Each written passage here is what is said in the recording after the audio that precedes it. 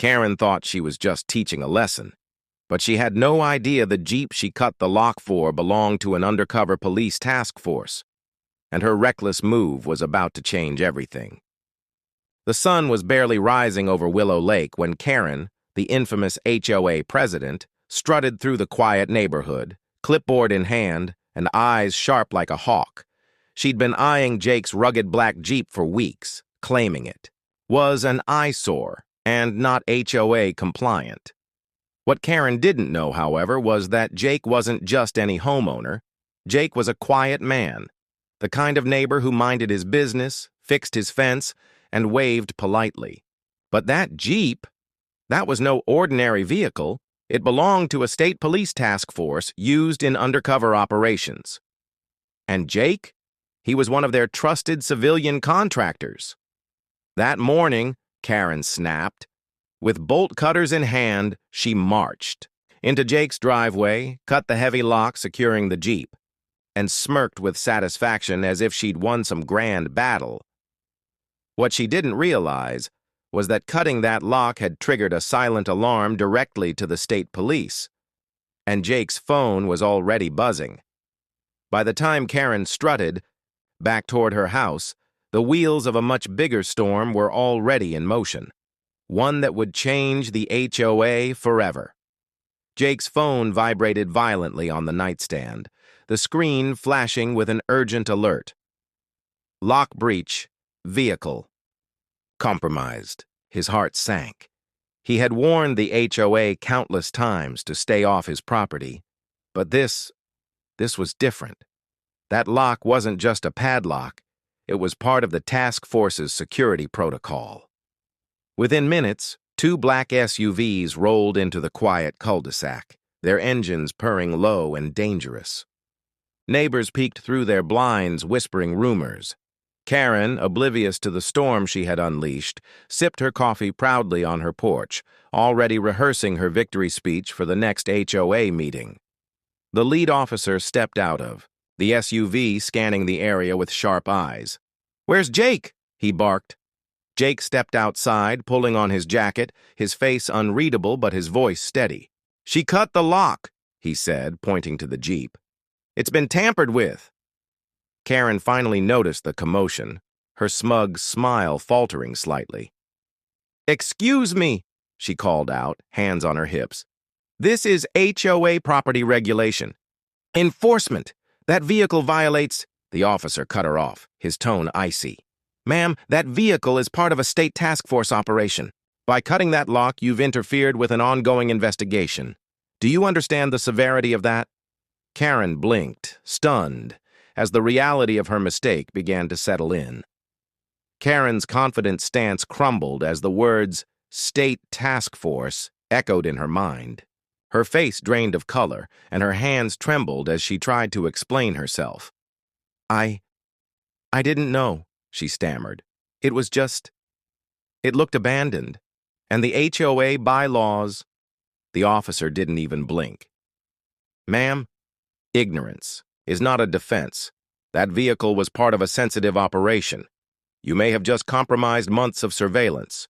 Neighbors started gathering along the sidewalk, phones in hand, recording every second of the unfolding drama. Whispers filled the air. Did Karen really cut the lock? Was it really a police jeep?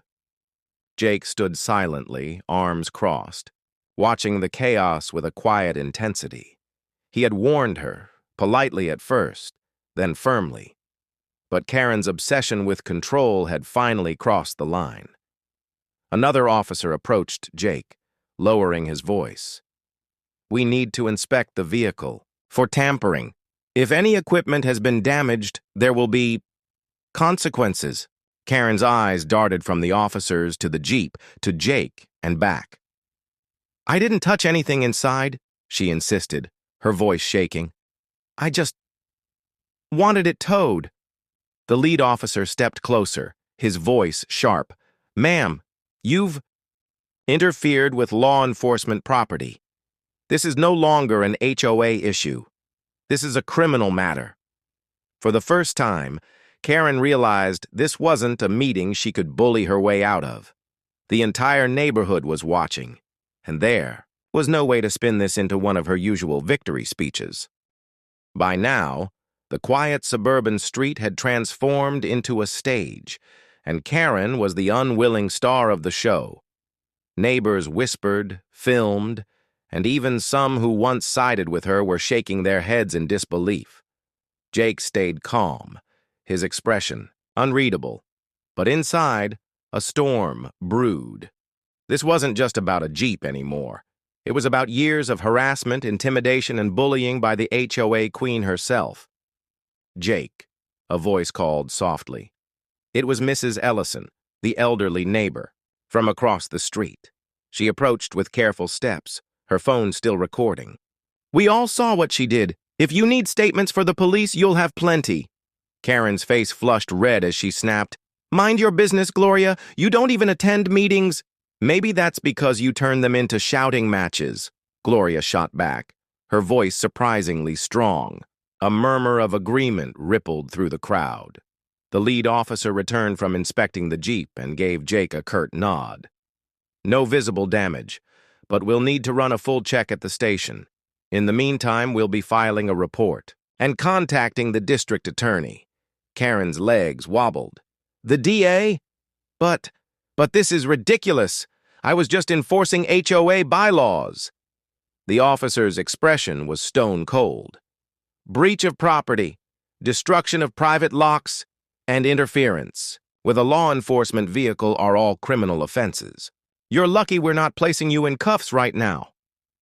The neighborhood, once silent witnesses to her reign, now stood united, whispering, filming, and, for the first time, openly criticizing the woman who had ruled their lives with fear.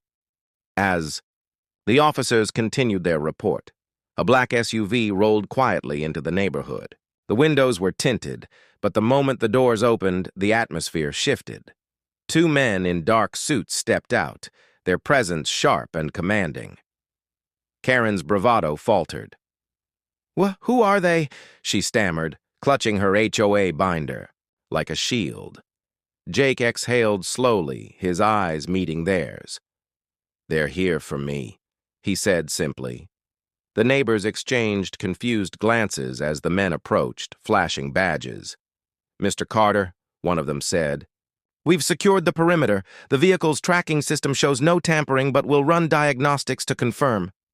Karen's face drained of color. "Perimeter? Diagnostics? What are you talking about?" The agent turned to her, his tone calm but sharp. "That Jeep is part of an active police task force operation. By cutting that lock and attempting to move it, you interfered with federal property. Do you understand the seriousness of that?" The crowd gasped collectively. Phones were raised higher, capturing every second of the scene.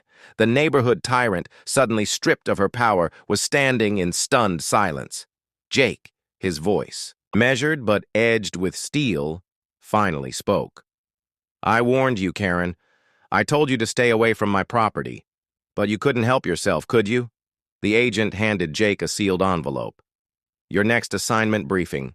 We'll tow the vehicle to the secure lot tonight for inspection. Keep a low profile until we clear you." Karen stumbled back, her mind reeling. She had thought she was dealing with a simple neighbor, a man she could bully into submission. But Jake Carter wasn't just anyone, and now she'd crossed a line that even she couldn't erase. By the next morning, the neighborhood was buzzing like a kicked beehive. Videos of Karen being confronted by federal agents had spread like wildfire across social media. Headlines blared, "HOA, President interferes with federal task force operation. Neighborhood tyrant meets her match." Karen, once feared and obeyed, was now hiding behind closed blinds. The once busy HOA office was silent. Even her closest allies avoided her calls. Meanwhile, Jake sat on his porch, sipping his coffee as agents discreetly checked his property one last time.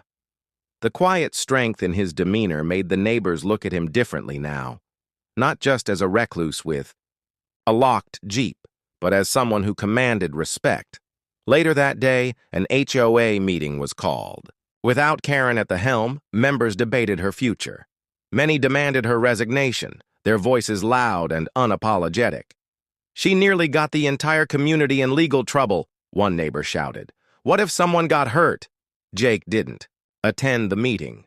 He didn't need to. The truth had already spoken louder than any defense he could have given. That evening, an official letter was slipped under his door. Karen had stepped down as HOA president, citing personal reasons. As the sun set, Jake leaned against the railing of his porch, staring out at the peaceful lake. For the first time since moving there, he felt at ease. But deep down, he knew the storm wasn't entirely over. People like Karen didn't disappear quietly. Still, for now, there was silence. And for Jake Carter, that silence was victory enough. A week later, the lake community finally felt normal. Kids rode their bikes without fear of being scolded. Neighbors greeted each other without looking over their shoulders. And the HOA's grip on the neighborhood had loosened. Jake's Jeep, still parked in its usual spot, had become something of a local legend. People would nod respectfully when they passed, whispering stories about the guy who stood up to Karen and the feds. Then came an unexpected visit. Agent Miller returned, not in a convoy this time, but in a single black SUV. He stepped onto Jake's porch, a small smile breaking his usual stern expression. "You handled yourself well," Miller said, handing Jake a small badge-shaped keychain. "Consider it a token of respect from the task force, and an apology for the mess." Jake accepted it quietly, offering a rare grin. "Guess the neighborhood won't forget this one anytime soon." As the agent drove away, Jake turned back to his porch and looked out over the lake. It was calm, its surface glowing orange under the evening sun. For the first time in months, peace didn't feel like a dream. It was real. Karen? She'd moved out of town, according to the latest gossip. No farewell parties, no goodbye notes, just silence where her chaos used to be. And as Jake sat there, sipping his coffee with the calm breeze brushing past, he finally let himself relax. The battle was over. The lake, the quiet, the solitude, it was his again, and this time no one would dare take it from him.